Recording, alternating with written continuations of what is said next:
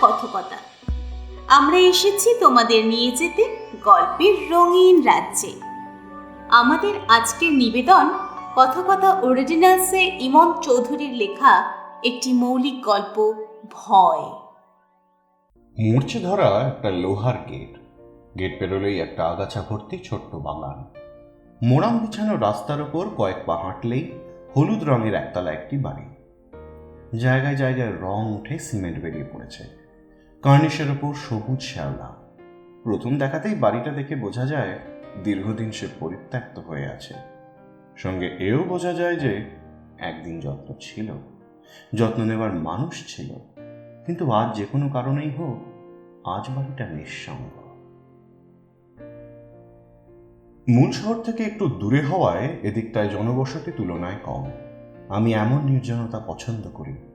আমার এই বাড়ি পছন্দ হওয়ার সেটাও একটি কারণ। একটা ঘর, বারান্দার বাথরুম ছাড়া বাড়ির বাকি সমস্ত ঘর তালাবন্ধ। আমি একা মানুষ, আমার জন্য এটুকুই যথেষ্ট। ভাড়া খুবই কম। বাড়ির মালিক আমাকে বলেছেন ওনার ভাড়ার চেয়ে বেশি প্রয়োজন একজন বিশ্বস্ত মানুষ। জানি না কেন আমাকে দেখে ওনার বিশ্বস্ত মনে হয়েছিল। প্রথম চাকরি আমার একটি বেসরকারি স্কুলের অঙ্কের মাস্টার মশাই নেই। স্কুলের সময়টুকু বাদ দিলে দিন রাতের বাকি সমস্ত সময় আমি এই বাড়িতেই ব্যয় করি। আমি স্বভাবতই অলস এবং ঘরকুনো। নিজের বিছানা বালিশ আমার বড় প্রিয়। ছোটবেলা থেকে অনেককে বলতে শুনেছি বাঙালিদের বেড়াতে যাওয়ার একটা জন্মগত নেশা থাকে। আমার কোন লগ্নে জন্ম জানি না, কিন্তু আমার নেশা বলতে ঘুম ছাড়া আর কিছু নেই। বাড়ির কাছেই এক দিদি রুটি বানায়। প্রতি রাতে আমি সেই দিদির কাছেই রুটি তরকারি কিনি। স্কুলে ক্যান্টিন আছে, দুপুরের খাবারটা স্কুলেই হয়ে যায়। তবে রবিবার আমি নিজে রান্না করি। অলস ঘুমপ্রিয় নিষ্কর্মা এই আমার মধ্যে যদি একটিও গুণ থেকে থাকে তাহলে এই যে রান্নাটা আমি ভালোই করি। শুধু ভালো করি তাই নয়, করতে ভালোবাসি। সে যাই হোক, এসব কথা অবান্তর। গল্পের মূল অংশের সাথে এই ঘটনাবলীর কোনো সম্বন্ধ নেই। প্রথম কয়েকটা সপ্তাহ বেশ ভালোই কেটেছিল। সমস্যা শুরু হয় এক রবিবারে। প্রথমে অবশ্য আমি তাকে সমস্যা বলে ভাবিনি, দুর্ভাগ্য ভেবেছিলাম। অনেকে বলে ভালো খাবার একা খেয়ে সুখ নেই। আমি তাদের দলে পড়ি না। রবিবার দুপুরের মাংসের ঝোল মেখে ভাত খাওয়ার সময়টা হলো আমার সারা সপ্তাহের শ্রেষ্ঠ মুহূর্তগুলোর মধ্যে অন্যতম। অবশ্য শ্রেষ্ঠতর মুহূর্ত আসে এর ঠিক পরে, যখন বিছানায় শুয়ে চোখ বন্ধ করি। ভেবে দেখেছি রাত্রের ঘুম ক্লান্তির, দুপুরের ঘুম শান্তির। আসন পেতে পরিপাটি করে খেতে বসেছি। সাদা ধবধবে ভাত আর কানা উঁচু কাঁসার বাটি ভর্তি লাল মাংসের ঝোল। আমার রবিবারের দুপুরের মেনুতে কোনোদিন আর কিছু যোগ হয় না, বিয়োগও হয় না। খেতে বসে বাটিতে হাত দিতেই ঘটনাটা ঘটে গেল। কিছু একটা নড়ছে বাটির ভেতর। চমকে হাত সরিয়ে নিয়েছি, আর সেই মুহূর্তেই বাটির ভেতর থেকে প্রায় এক লাফ দিয়ে একটা টিকটিকি বেরিয়ে আসে। এরকম বিহ্বল সম্ভবত আমি এই জীবনে কখনো হইনি। চিৎকার করে উঠে টিকটিকিটা বাটি থেকে প্রথমে আমার থালার উপর এসে কয়েক মুহূর্তের জন্য থমকে দাঁড়ায়। আমার দিকে একবার চেয়ে দেখে সে, তারপরে মেঝের উপর বুক ঘষে ঘষে দেওয়ালের দিকে চলে যেতে থাকে। মেঝে থেকে দেওয়াল পর্যন্ত লম্বা ঝোলের দাগ রয়ে যায়। তখনও আমার ভাবার অবকাশ হয়নি কোথা থেকে কিভাবে একটা আস্ত টিকটিকি গরম মাংসের বাটিতে ঢুকে যেতে পারে। তখন আমি ঠক ঠক করে কাঁপছি। এই রবিবার দুপুরে আমি অনাহার থাকি। শুধু দুপুরে নয়, রাত্রেও কিছু খেতে পারি না। অরুচি চলে আসে খাবারের প্রতি। পরবর্তী 2-3 দিন আমি টিকটিকিটাকে দেখিনি আর। এই 2-3 দিন আমার মধ্যে সেই রবিবারের দুপুরের স্মৃতি একেবারে জ্বলন্ত হয়েছিল। তারপর ফিকে হতে থাকে স্মৃতি, যেমন হয় আর কি। আবার খাবারের রুচি ফিরে আসে রবিবারের মাংসের ঝোল আর সাদা ভাত। আমি ঘুমকে যতটা ভালোবাসি, ঘুম আমাকে মোটেই ততটা ভালোবাসে না। শুনেছি ভাগ্যবান মানুষেরা এক ঘুমে রাত পার করে দিতে পারে। আমি ভাগ্যবান নই। মধ্যরাতে প্রায়ই আমার ঘুম ভেঙে যায়। ঘুম থেকে উঠেই খুব জল তেষ্টা পায় আমার। জল খেয়েই আবার ঘুমে তলিয়ে যায়। সেদিনও এমনই হঠাৎ ঘুম ভেঙে গেছিল। বিছানার লাগোয়া একটা টেবিল আছে, সেখানে এই জলের বোতলটা রাখা থাকে। অন্ধকার ঘরে অভ্যস্ত হাত টেবিলের ওপর হাত রাখ। বোতলটা নেই, তবে কি অন্য কোথাও রেখেছি কাল শোয়ার আগে? ঘুম চোখে খাট থেকে নেমে উল্টো দিকের দেওয়ালে সুইচবোর্ড হাতড়ে আলো জ্বালাই। ঠিক তখনই সুইচবোর্ডের ঠিক পাশে চোখে পড়ে টিকটিকিটা। সাধারণ টিকটিকির চেয়ে আকারে বেশ বড়, গায়ের রং কালো। মাথাটা দেয়াল থেকে একটু উপরে তুলে সে আমারই দিকে স্থির দৃষ্টিতে তাকিয়ে আছে। সেই রবিবারের দুপুরে আমার গা গুলিয়ে উঠেছিল। বাথরুমে গিয়ে ওয়্যাক তুলে বমি করার চেষ্টা করেছিলাম, কিন্তু এই রাত্রে কোনো ঘেন্না ছিল না। এই রাত্রে প্রথমবারের জন্য আমি টিকটিকটাকে ভয় পেয়ে যাই। এক দৃষ্টে তাকিয়ে একবারের জন্য পলক না ফেলে এক পা করে পিছিয়ে আসি। মশারির ভিতরে ঢুকে চারিদিক টান টান করে মশারি গুঁজে আমি এক দৃষ্টে চেয়ে থাকি টিকটিকিটার দিকে। বেশ কিছুক্ষণ পর টিকটিকিটা ভেন্টিলেটর দিয়ে পাশের তালাবন্ধ ঘরে চলে যায়। পাশের ঘর থেকে টিক টিক টিক আওয়াজ শুনতে পাই। সারা রাত আর ঘুম আসে না আমার। রাতের অন্ধকারে অনেক সাধারণ ঘটনাকেও অতিপ্রাকৃত মনে হয়। প্রকৃতির অন্ধকার মনের মধ্যেও একটা ছায়া ফেলে রাখে। দিনের উজ্জ্বল আলোয় সে ছায়া মুছে যায়।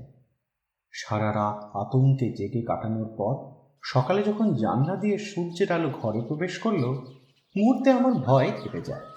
নিজের ছেলেমেয়ের কথা ভেবে তখন নিজেরই হাসি পায়। একটা টিকটিকির ভয়ে সারা রাত ঘুমাইনি। নিজেকে নিয়ে নিজেই লজ্জিত হয়ে উঠি। শরীর মন থেকে রাত্রের সমস্ত ক্লান্তি আতঙ্ক ঝেড়ে ফেলতে বহুদিন পর প্রাতঃভ্রমণে বেরোয়। রাস্তায় লোকজন প্রায় নেই, আমারই মতন দু একজন হাঁটতে বেরিয়েছে। কাছেই একটা বড় দিঘি, তার পাশে সবুজ ঘাসের মধ্যে সিমেন্টের একটা সরু বাঁধানো রাস্তা। দিঘিটাকে দুবার পরিক্রমণ করি আমি। এইভাবেই সারা রাত্রির আতঙ্ককে মুছে ফেলে নতুন একটা দিনে শুরু করতে সক্ষম হই। আরও কয়েকটা দিন কেটে যায়। টিকটিকিটা এর মধ্যে বেশ কয়েকবার দেখেছি আমি। ওই বন্ধ ঘরেই থাকে সে। মাঝে মাঝে ভেন্টিলেটর দিয়ে বেরিয়ে এই ঘরে আসে। উল্টো দিকের দেওয়াল থেকে আমার দিকে তাকায়। যখনই দেখি তখনই একটা গা শিরশিরে অনুভূতি হয়। অনেক চেষ্টা করেও টিকটিকিটাকে কিছুতেই আমি একটা সাধারণ প্রাণী বলে মেনে নিতে পারি না। শৈশবে কি কৈশোরে বন্ধুদের মধ্যে আমার সাহসী বলেই খ্যাতি ছিল। রাত্রিবেলা একা একা ইংরাজি ভূতের সিনেমা দেখার চ্যালেঞ্জ আমি অনেকবার জিতেছি। আজ মনে হয় মনের কোন এক কোণে সেদিনও নিশ্চয় অজানা কোনো ভয় জন্মেছিল। আমি তাকে এতদিন গায়ের জোরে অস্বীকার করেছি, নইলে আজ সে এমন করে প্রকাশিত হবে কেন? একটা বড় পিচবোর্ড কিনে আনি। চেয়ারে উঠে ভেন্টিলেটরের উপরে পিচবোর্ডটা সেলোটেপ দিয়ে লাগিয়ে দিই। আর বেরোনোর কোনো উপায় নেই। থাকুক ওই বন্ধ অন্ধকার ঘরে, ওখান থেকে যত খুশি ডাকুক টিকটিক করে, আমিও ওকে টিক টিক শব্দেই জবাব দেব। পরবর্তী প্রায় এক সপ্তাহ টিকটিকিটাকে আর দেখতে পাইনি। পিচবোর্ডের দিকে তাকিয়ে মাঝে মাঝে নিজের মনেই হেসে উঠি, যেন কুখ্যাত কোন আসামিকে যাবজ্জীবন কায়েদখানায় সাজা দিয়েছি আমি। সকালে ঘুম ভাঙতে আতঙ্কে নীল হয়ে গেলাম। আমার মুখের ঠিক উপরে মশারির ওপর সেই কালো কুচকুচে টিকটিকিটা পড়ে রয়েছে। ওর শরীরের ভারে মশারিটা ঝুঁকে এসেছে আমার মুখের কাছে। আমি স্পষ্ট দেখতে পাচ্ছি ওর সাদা ধবধবে পেট, চার পায়ের আঙুল। ফ্যানের হাওয়ায় দুলছে মশারিটা। টিকটিকিটা আমার দিকেই চেয়ে আছে, কোনো ভুল নেই। এই সময় প্রথমবারের জন্য মনে হয় টিকটিকিটাকে মেরে দিতে হবে, যেমন করেই হোক। অতি সন্তর্পণে মশারি থেকে বেরিয়ে আসি। অস্ত্র বলতে কিছু নেই এই বাড়িতে। জানলায় পর্দা লাগানো একটা লম্বা ধাতব পাইপ আছে, সেটাই খুলে নিয়ে আসি। টিকটিকিটা তখনও মশারির ওপর পড়ে আছে। মশারির চার প্রান্তের দড়ি খুলে একসাথে একটা মুঠোয় নিয়ে ওকে বন্দি করে ফেলবো এমন একটা ইচ্ছে হচ্ছিল, কিন্তু এক প্রান্তের দড়ি খুলতেই টিকটিকিটা তড়িৎ গতিতে অন্য দিক দিয়ে ওয়ালে উঠে পড়ে। আমি মশারি ছেড়ে পর্দার পাইপ হাতে টিকটিকিটাকে লক্ষ্য করে সজোরে দেওয়ালে আঘাত করি। লক্ষ্যভ্রষ্ট হই। টিকটিকিটার লেজে আঘাত লেগেছে সম্ভবত, কিন্তু সে সেই আঘাতকে উপেক্ষা করে এক দেওয়াল থেকে অন্য দেওয়ালে গিয়ে অবশেষে টিউবলাইটের পেছনে আশ্রয় নেয়। আমি হতোদ্যম হয়ে বিছানায় বসে পড়ি। এই ব্যর্থতা আমার মধ্যে তীব্র বিদ্বেষের জন্ম দেয়, আর এই বিদ্বেষের আড়ালেই চাপা পড়ে থাকে আতঙ্ক। টিকটিকিটা যেন আমার শত্রু, যেমন করেই হোক ওকে শেষ করতেই হবে। ঘর থেকে টিকটিকি নির্মূল করার উপায় সার্চ করি ইন্টারনেটে। ইন্টারনেট লব্ধ জ্ঞান অনুযায়ী সারা ঘরে ছড়িয়ে রেখেছি ডিমের খোলা। রাতে শোয়ার সময় মশারির উপর ফেলে রাখি ডিমের খোলা। গত রবিবার এক গোছা ময়ূরের পালক কিনে এনেছি। ঘরে, বারান্দায়, বাথরুমে অবধি ময়ূরের পালক লাগিয়ে রেখেছি। নিজের কাণ্ড দেখে মাঝে মাঝে আমার নিজেরই হাসি পায়। বাড়িওয়ালা প্রায় ফোন করেন, নিতান্তই ভদ্রলোক। আমার কোনো অসুবিধা হচ্ছে কিনা জিজ্ঞেস করেন। টিকটিকিটির কথা বলবো ভেবেও শেষ অবধি আর বলা হয়ে ওঠে না। বাইরে কাউকে কালো টিকটিকি দেখে ভয় পেয়েছি বলতে লজ্জা পাই।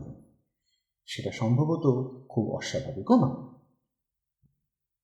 ছোটবেলা ভূতের গল্প আমি পড়েছি। একসময় মনে হয় টিকটিকিটা হয়তো আমাকে কোনো সংকেত দেওয়ার চেষ্টা করছে। ওই বন্ধ ঘরে হয়তো কোনো পাপ লুকোনো আছে। বাড়িওয়ালাকে বন্ধ ঘরে কি আছে জিজ্ঞেস করা শোভন নয়। আমি নিজেই বন্ধ দরজা চেড়ে ভেতরে দেখার চেষ্টা করি।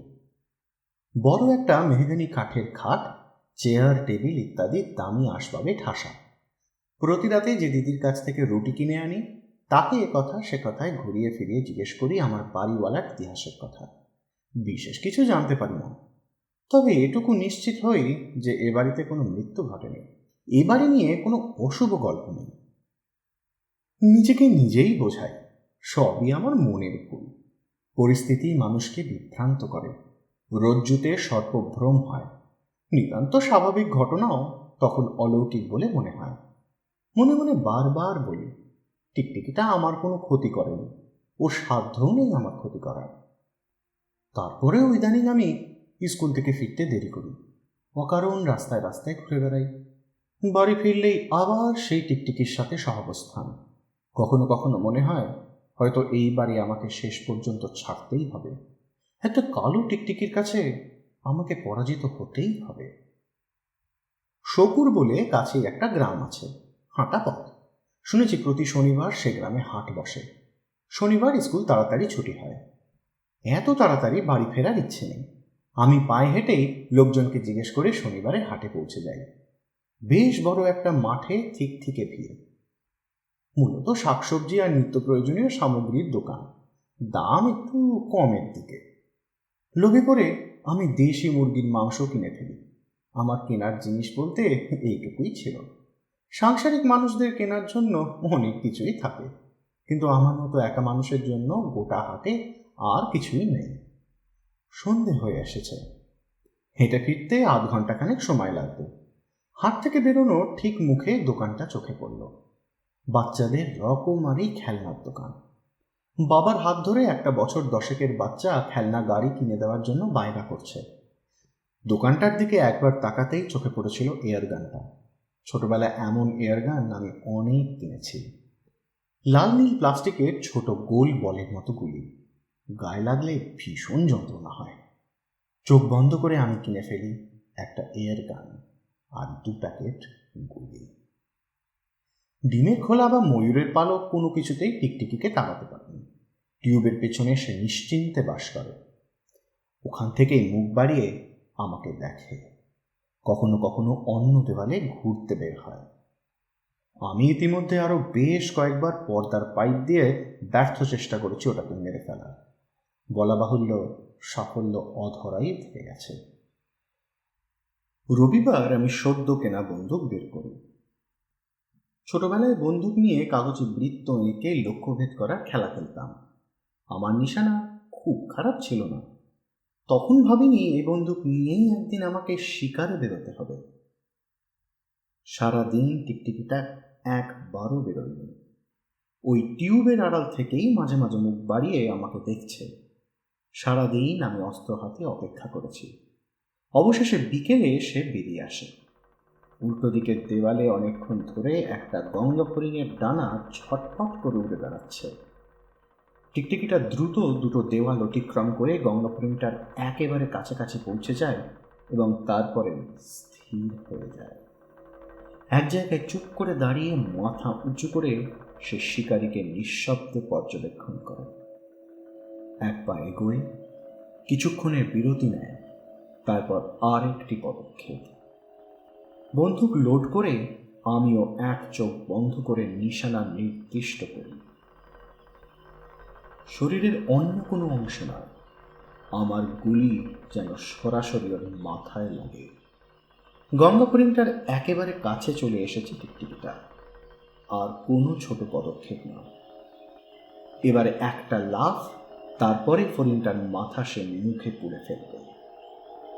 হাত পা নাড়িয়ে ছটফট করতে করতে একসময় নিস্তেজ হয়ে পড়বে হরিণটা। মৃত্যু আসবে। ঠিক এই মুহূর্তে আমি এয়ার গানের ট্রিগারে চাপ দিই। ফটাস করে একটা শব্দ। টিকটিকিটা যেখানে ছিল সেখানেই দাঁড়িয়ে থাকে। শুধু হরিণটা উড়ে যায়। গুলি লেগেছে টিকটিকিটার গায়ে। বন্দুক দ্বিতীয়বার লোড করে আমি দ্রুত আরও একবার গুলি চালাই। টিকটিকিটা এবার ঘাড় উঁচু করে আমার দিকে তাকায়। বুক ধরফর করে ওঠে আমার। পরপর বেশ কয়েকবার গুলি চালানোর পর টিকটিকিটা নড়ে ওঠে। দেওয়াল বদলে ফিরে যায় সেই টিউবের আড়ালে। যাওয়ার সময় ওর গতি কি একটু স্লথ মনে হলো? পরীক্ষা এগিয়ে এসেছে। সিলেবাস শেষ করার চাপ, প্রশ্নপত্র তৈরি ইত্যাদি নানা কাজে দিনগুলো আগের চেয়ে দ্রুত শেষ হতে শুরু করে। টিকটিকি নিয়ে দুশ্চিন্তা করে সময় কাটানোর মতো বিলাসিতা আর থাকে না। টিকটিকিটা এখনো আছে। এখনো সে আমার ঘরের দেওয়ালে দেওয়ালে ঘুরে বেড়ায়। কিন্তু সময়ের সাথে আমার মন থেকে আতঙ্কের ভাবটা আগের চেয়ে কমে গেছে। তবে আমি লক্ষ্য করেছি টিকটিকিটার গায়ে 4-5টা নিচে ছোপ পড়েছে।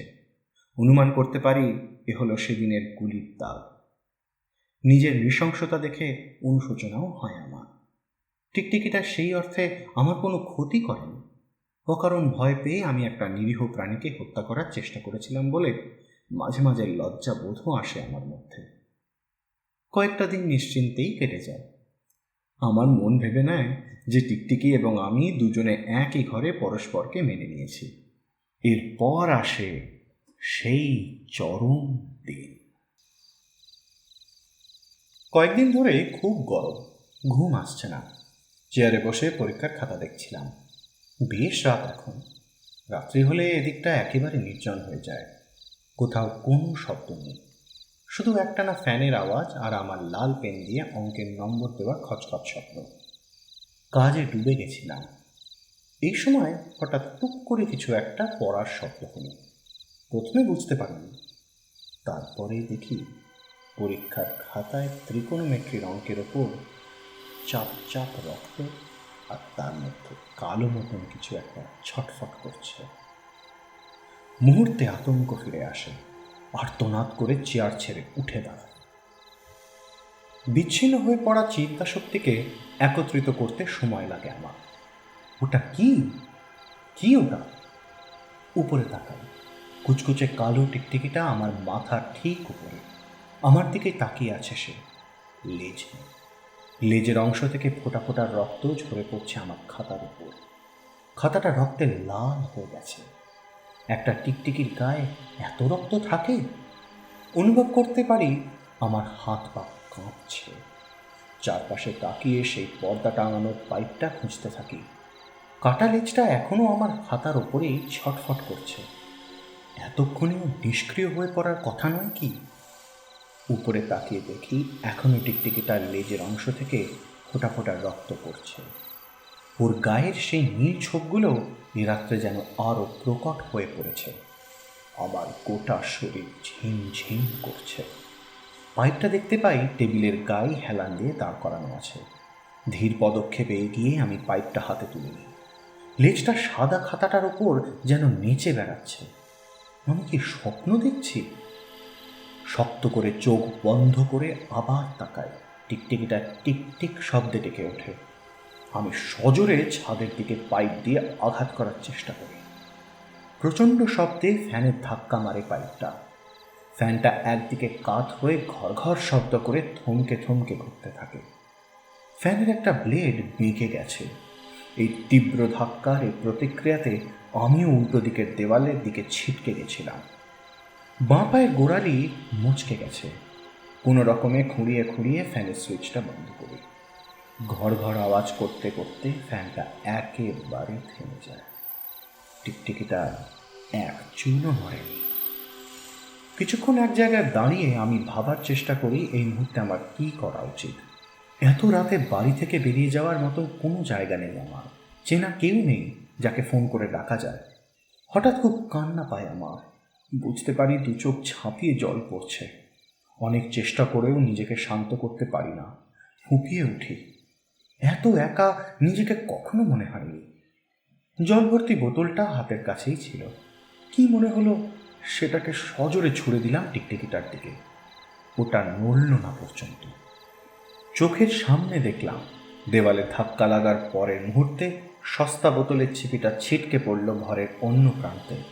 বোতলটা পড়ল আমার টেবিলে। মুহূর্তে ভিজে গেল পরীক্ষার সমস্ত খাতা। আমি দেওয়ালে মাথা ঠুকতে থাকি। টিকটিকিটা ধীর পদক্ষেপে এক দেওয়াল থেকে অন্য দেওয়ালের দিকে হেঁটে যেতে থাকে।